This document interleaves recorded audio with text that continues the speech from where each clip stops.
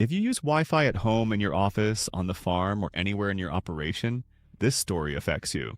Because the FCC's latest move is not about drones directly. It is about connected technology, routers, networking gear, the hardware that moves data from one system to another.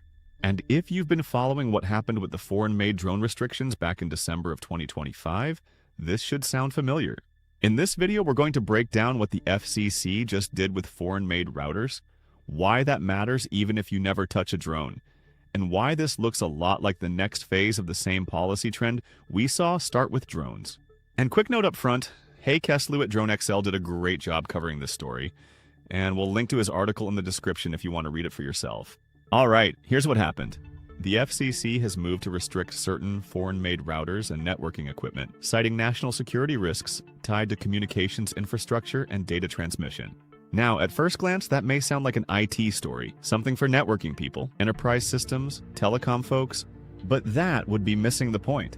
Because if you use Wi-Fi, if you run connected devices, if your business depends on data moving between systems, this is no longer somebody else's problem.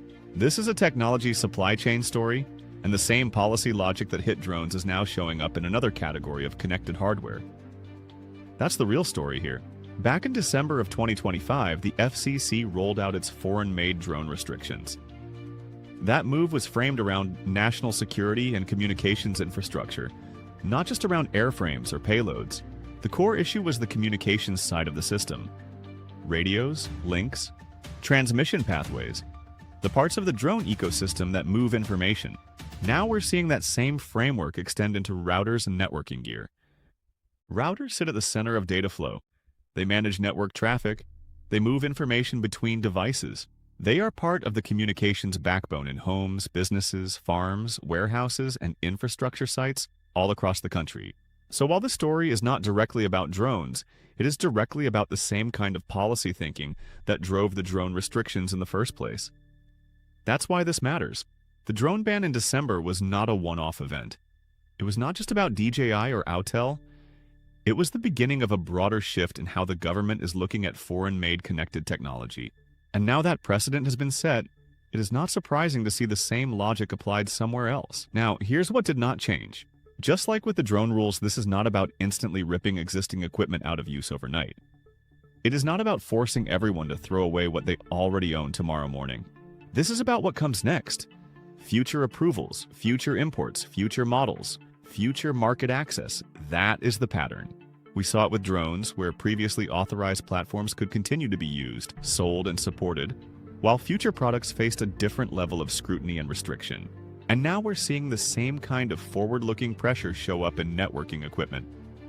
So if you are thinking, I don't fly drones, why should I care? Here's the answer. Because this affects the same ecosystem of connected technology that modern operations depend on every single day.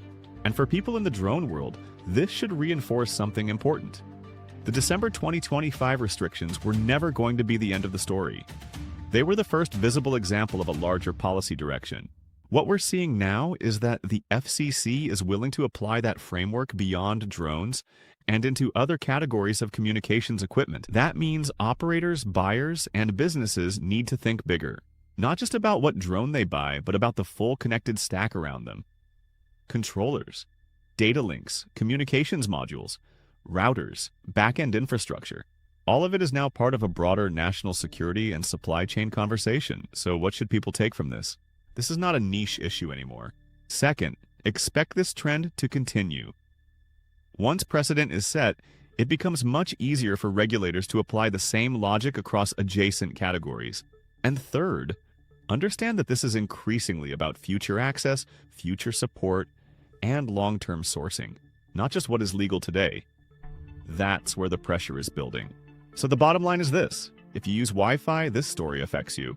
And if you work in drones, this is another clear sign that the foreign-made drone restrictions from December were only the beginning of a broader shift in communications and technology policy.